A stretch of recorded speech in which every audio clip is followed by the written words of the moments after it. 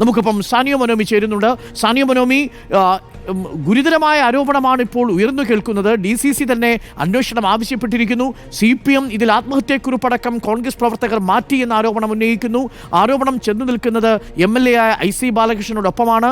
ഒന്നിൽ കൂടുതൽ ഇടപാടുകാരുണ്ട് എന്നാണ് നമ്മളുടെ പ്രാഥമിക അന്വേഷണത്തിൽ മനസ്സിലാക്കുന്നതും. അങ്ങനെയാണെങ്കിൽ മറ്റൊരു വലിയ നിയമന തട്ടിപ്പും അതിൻ്റെ ആത്മഹത്യയുടെയും ചുരുളുകൾ അഴിയുകയാണോ സാനിയോ മനോമി?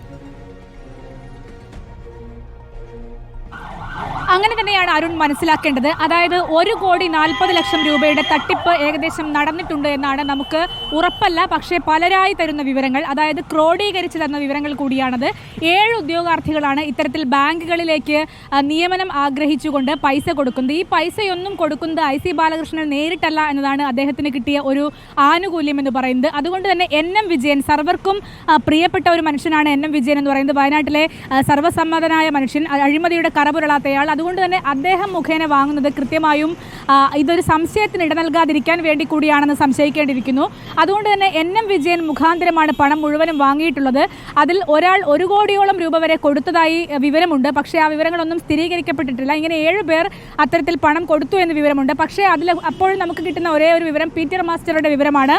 അത് 30 ലക്ഷം രൂപയാണ്. തൻ്റെ മകന്, നേരത്തെ അരുൺ വായിച്ചതുപോലെ, തൻ്റെ മകന് ഈ 3 ബാങ്കുകളിൽ ഏതെങ്കിലും ഒരു ബാങ്കിൽ ജോലി കിട്ടുന്നതുമായി ബന്ധപ്പെട്ടാണ് ഇപ്പോൾ CPM തന്നെ ആരോപണവുമായി രംഗത്ത് വരുന്നത്.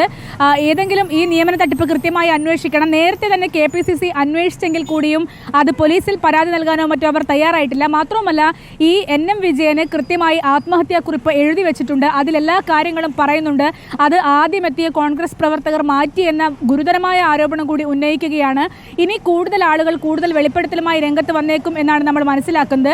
മറ്റൊരു സംസാരം വയനാട്ടിൽ നിന്ന് നമുക്ക് കേൾക്കാൻ കഴിയുന്നത് ഈ പണമെല്ലാം MLA പല രീതിയിൽ ഉപയോഗിച്ചു എന്നൊക്കെയുള്ള കാര്യങ്ങളും കേൾക്കുന്നുണ്ട്. അതിന് കൂടുതൽ വിശദാംശങ്ങൾ വരാം.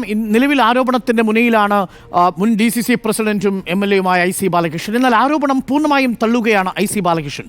NM വിജയനും പീറ്റർ മാഷും എഗ്രിമെന്റ് ഉണ്ടെങ്കിൽ ജനപ്രതിനിധിയായ താൻ എങ്ങനെ അതിൽ പങ്കാളിയാകുമെന്ന് MLA റിപ്പോർട്ടറിനോട് പറഞ്ഞു.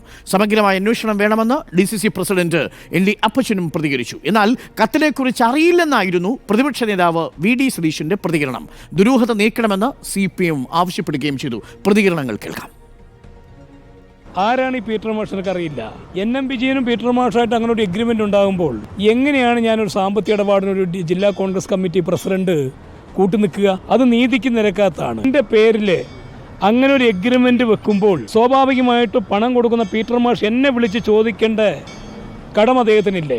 NM വിജയന്റെ ഫോൺ കോൾ ഇതുമായി ബന്ധപ്പെട്ട് വളരെ സമഗ്രമായ അന്വേഷണം വേണം. ഇതൊക്കെ വ്യാജമായി ഉണ്ടാക്കുന്ന എഗ്രിമെന്റ് വെച്ച് ചില ഉപജാതക സംഘം പൈസ തട്ടുകയാ. ഇപ്പോൾ നടന്ന സംഭവം ഉണ്ടല്ലോ, അത് സമഗ്രമായ അന്വേഷണം വേണമെന്ന് ആവശ്യപ്പെടുന്ന ആളാണ് ഞാൻ. വസ്തുതകൾ എന്താണെന്ന് വെച്ചാൽ നമ്മൾ പുറത്തു കൊണ്ടുവരാൻ ശ്രമിക്കും. അക്കാര്യത്തിൽ വിജയൻ്റെ മരണം പാർട്ടിയെ സംബന്ധിച്ച് വലിയൊരു ആഘാതമാണ്.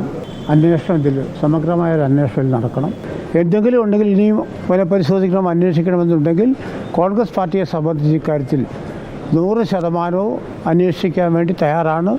അത് വ്യക്തമായ രൂപത്തിൽ തന്നെ സമഗ്രമായൊരു അന്വേഷണം ഇക്കാര്യത്തിൽ നടത്തും. എന്തായാലും അങ്ങനെ എന്തെങ്കിലും കുറിപ്പുണ്ടെങ്കിൽ അവരുടെ കുടുംബക്കാരുടെ അടുത്തൽ ഉണ്ടാകണ്ട. മകനാണല്ലോ ആശുപത്രിയിൽ കൊണ്ടുപോയത്. ആ മൂത്ത മകൻ 100 എല്ലാ സന്ദർഭങ്ങളിലും അവിടെ സമയത്ത് അവിടെ ഉണ്ട്. ഞാൻ ചെല്ലുമ്പോഴൊക്കെ മകനെ കൂട്ടിയാണ് ഞാൻ കാണുന്നത്. അതെനിക്കറിയില്ല.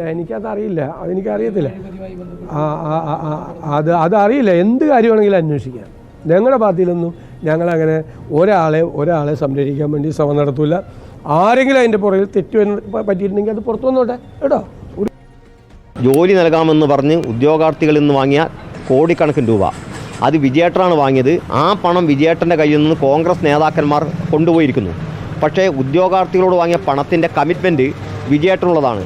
അങ്ങനെ കമ്മിറ്റ്മെൻ്റ് ഉള്ള ഉദ്യോഗാർത്ഥികൾ വിജയേട്ടനോട് പണം ആവശ്യപ്പെടുകയും വാങ്ങിക്കൊണ്ടുപോയ കോൺഗ്രസ് നേതാക്കന്മാർ അതിൽ നിന്ന് ഒളിച്ചോടുകയും ചെയ്യുന്നതിൻ്റെ ഭാഗമായിട്ടാണ് വിജയേട്ടൻ ഈ ആത്മഹത്യക്ക് ശ്രമിച്ചതെന്ന വാർത്ത. ഇതാണിപ്പോൾ ഉയരുന്ന ആരോപണങ്ങൾ നിഷേധിക്കുകയാണ് IC ബാലകൃഷ്ണൻ. കൂടുതൽ വിശദാംശങ്ങൾ പുറത്തു വരേണ്ടതുണ്ട്.